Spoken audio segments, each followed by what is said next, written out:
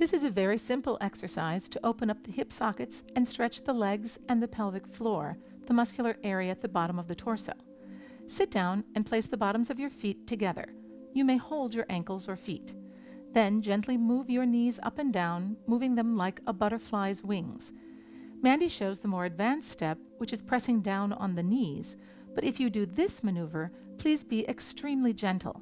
Remember that you are simply encouraging the muscles to let go. Never push the muscles farther than they are ready to release.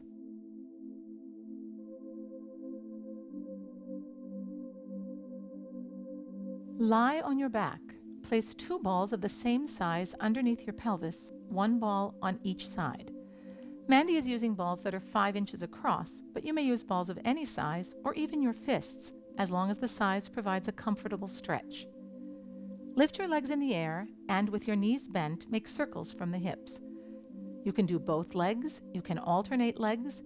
Really, you could do any movement that gently presses your lower back into the balls and provides a comfortable stretch in the lower back. If you have chronic lower back pain, please be very careful and gentle. Don't rush, just enjoy the wonderful feeling of giving yourself a lower back massage. The muscles in this area of the body are often short and tight, contributing to hyperextension in the pelvis. Releasing here will help you achieve an alignment that will bring more power to your voice.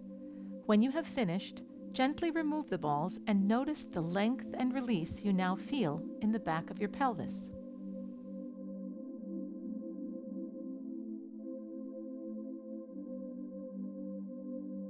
Katie's going to cross her leg over her other knee, so her ankle's on top of her knee, and then coming again from the hips, she's going to touch her nose to her toes.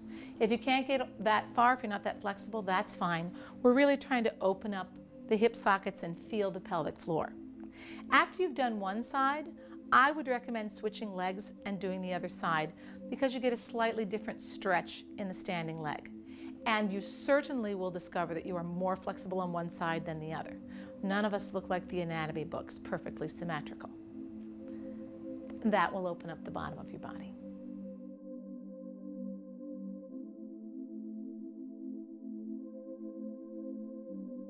This releasing maneuver is a great one to do while you're singing.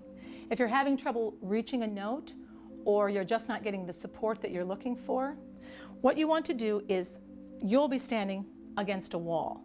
So the wall will be right here behind you, and the part of your body that you want to be connected to the wall is the back of your pelvis, that sacrum that we keep talking about with the lengthening in 2 directions and it being vertical. So you want to feel the back of your pelvis against the wall. This natural curve of your spine should stay curved. This is not an exercise to eliminate that curve. It's an exercise to get the support underneath the diaphragm from the legs and the pelvic floor.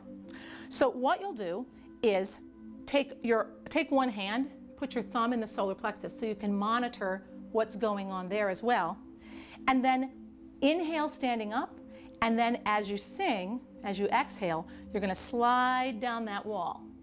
When you're done with the phrase, come up again on an inhalation. Don't keep singing as you're coming up. When you're ready to sing again, slide down the wall again. This will be much more effort in your legs than you would feel standing and singing, but that effort automatically engages the muscles underneath the pelvis that will give it the support for the sound you want.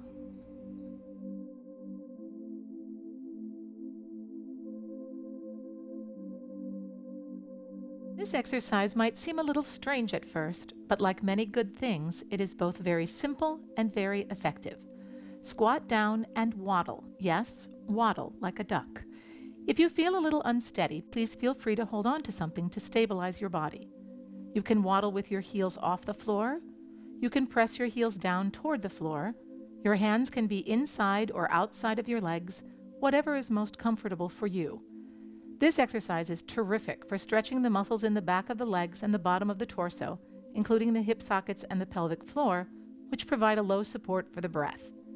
If you are looking for better support of your sound, do this while speaking or singing.